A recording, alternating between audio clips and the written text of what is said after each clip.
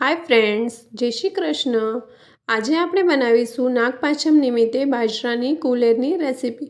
ઘણા લોકો છે તે કુલેરને ખોટી રીતે બનાવતા હોય છે. આજે આપણે એકદમ ટ્રેડિશનલ રીતે બનતી બાજરાની કુલેરની રેસીપી જોઈશું. તો ચાલો આપણે રેસીપીની શરૂઆત કરીએ.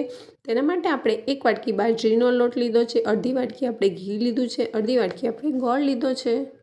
ગોળનું પ્રમાણ તમે ઓછું કે વધારે કરી શકો છો. હવે આપણે એક બાઉલ લઈ લેવાનું છે. બાઉલમાં આપણે 1 વાટકી જેટલો બાજરીનો લોટ એડ કરવાનો છે. તમે રેડીમેડ બાજરીનો લોટ પણ લઈ શકો છો. તેની સાથે આપણે 1 વાટકી જેટલો ગોળ એડ કરવાનો છે. ગોળને આપણે સમારીને જ લેવાનો છે, જેથી કરીને મિક્સ કરતી વખતે તે સરસ રીતે મેશ થઈ જાય. આપણે તેની સાથે અડધી વાટકી જેટલું ઘી લીધું છે, તેને આપણે આ રીતે થોડું થોડું એડ કરતું જવાનું છે. બધું જ ઘી એકસાથે આપણે એડ નથી કરી દેવાનું. જો તમે જોઈ શકો છો કે મેં અત્યારે 3 ટેબલસ્પૂન જેટલું ઘી એડ કર્યું છે.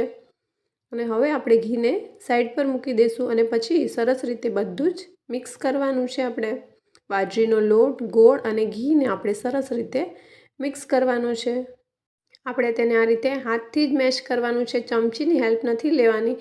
તો આપણી કુલેર છે તે સરસ રીતે મિક્સ નથી થતી. આ રીતે 5 આંગળીઓની હેલ્પ લઈને આપણે સરસ રીતે બધું જ આ રીતે મિક્સ કરતું જવાનું છે. અને જે ગોળના લમ્સ હોય તેને આપણે આ રીતે મેશ કરતા જવાના છે, એટલે તે સરસ રીતે લોટ સાથે મિક્સ થતા જશે.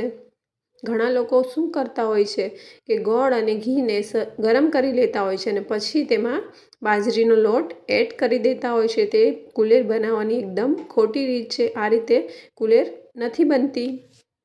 જો આપણે ગોળ ઘીને ગરમ કરીને પછી તેમાં બાજરીનો લોટ એડ કરીએ તો તેનો ટેસ્ટ છે તે સુખડી જેવો આવતો હોય છે. આપણે સુખડી નથી બનાવવાની, આપણે છે તે બાજરીની કુલેર બનાવવાની છે. અને કુલેર બનાવતી વખતે ગેસનો બિલકુલ ઉપયોગ કરવામાં નથી આવતો. તે ગેસના ઉપયોગ વગર જ તૈયાર થઈ જતી હોય છે. જો તમે જોઈ શકો છો કે સરસ રીતે આપણે કેવી રીતે હાથેથી મસળીને તેને તૈયાર કરીએ છીએ. આ રીતે મિક્સ કરવાથી જ કુલેરમાં એકદમ ટ્રેડિશનલ ટેસ્ટ આવતો હોય છે. આપણે તેમાં બાઇન્ડિંગ આવે એટલું જ ઘી એડ કરવાનું છે. જો તમે જોઈ શકો છો કે મિશ્રણ છે તે થોડું ડ્રાય લાગે છે. હવે આપણે ફરી તેમાં થોડું ઘી એડ કરીશું અને ફરી તેને મિક્સ કરવાનું છે. એટલે એકવાર આવી રીતે બધું મિક્સ થઈ જાય, ગોળ, ઘી અને લોટ, પછી જ આપણે તેમાં ઘી એડ કરીશું. સરસ રીતે આ રીતે વચ્ચે જે પણ ગોળના લમ્સ હોય તેને આ રીતે બ્રેક કરતા જવાના છે.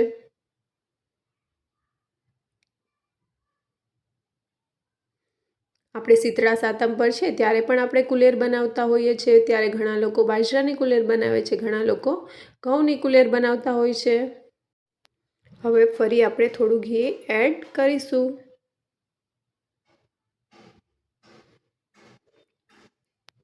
રીતે આપણે ઘી એડ કરતું જવાનું છે. 2 થી 3 ટેબલસ્પૂન જેટલું ઘી આપણે ફરી એડ કરીશું અને સરસ રીતે મિક્સ કરી લેવાનું છે.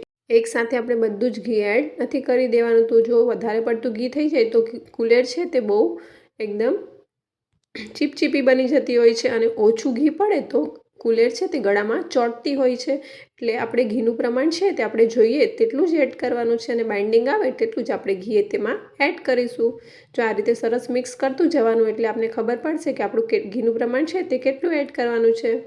આ રીતે થોડું ઘી એડ કરીને તમે મિક્સ કરશો એટલે તમને એક અંદાજ આવી જશે કે સરસ એવું બાઇન્ડિંગ આવી ગયું છે. હવે આપણે ઘી એડ કરવાનું નથી. સરસ રીતે આ રીતે લમ્સ છે તેને પણ આ રીતે ભાંગતા જવાના છે આપણે. અને સરસ રીતે બધું મિક્સ થઈ ગયું છે.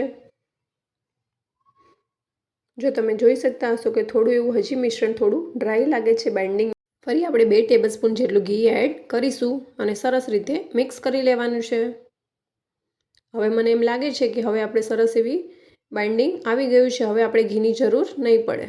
જો તમે જોઈ શકો છો કે સરસ મેશ કરીએ તો એકદમ લમ્સ જેવું બંધાવા લાગ્યું છે, એટલે બાઇન્ડિંગ સરસ આવવા માંડ્યું છે. એટલે હવે આપણે લગભગ ઘીની જરૂર નહીં પડે. આપણે જે અડધી વાટકી જેટલું ઘી લીધું હતું તેમાં પણ આપણે 2 થી અઢી ટીસ્પૂન જેટલું ઘી બચી ગયું છે. હું છેલ્લે તમને બતાવીશ. જો તમે જોઈ શકો સરસ રીતે બધું મિક્સ થઈ ગયું છે અને એક બાઇન્ડિંગ પણ આવી ગયું છે. જો તમે આ રીતે કુલેર ક્યારેય ઘરે ન બનાવ્યું હોય તો એકવાર જરૂરથી ટ્રાય કરજો. બહુ જ સરસ ટેસ્ટી લાગતી હોય છે. વાર તહેવાર વગર પણ તમે આ કુલેરને એન્જોય કરી શકો છો.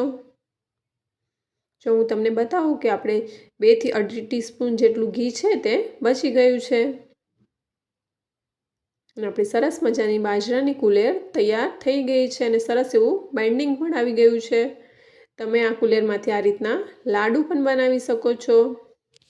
પણ અમે આ રીતે લાડુ નથી બનાવતા. અમે આ રીતે તેને વાટકામાં જ પ્રસાદ તરીકે ધરાવીએ છીએ અને આ રીતે 7 નાની નાની ઢગલીઓ કરીએ છીએ અને તેની સાથે નાગલા અને ચૂંદડી પણ બનાવીએ છીએ.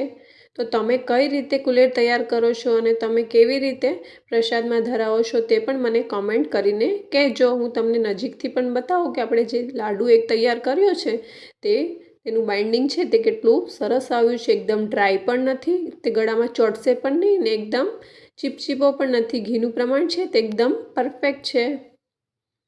જો તમે પણ આ રીતે ક્યારેય કુલેર ન બનાવી હોય તો એકવાર જરૂરથી ટ્રાય કરજો. જો તમને આ બાજરીની કુલેરની રેસીપી ગમી હોય તો વિડીયોને એક લાઇક કરી દેજો અને ચેનલ પર નવા હોય તો ચેનલને સબસ્ક્રાઈબ કરવાનું ભૂલતા નહીં. આવા નવા વિડીયો જોવા માટે બાજુમાં આપેલા બેલ આઇકોનને પ્રેસ કરી લેજો, જેથી કરીને નવી રેસીપીના નોટિફિકેશન તમારી પાસે સૌથી પહેલાં પહોંચે. જો ફેસબુક પરથી જોતા હોય તો પેજને ફોલો કરી લેજો. Thanks for watching.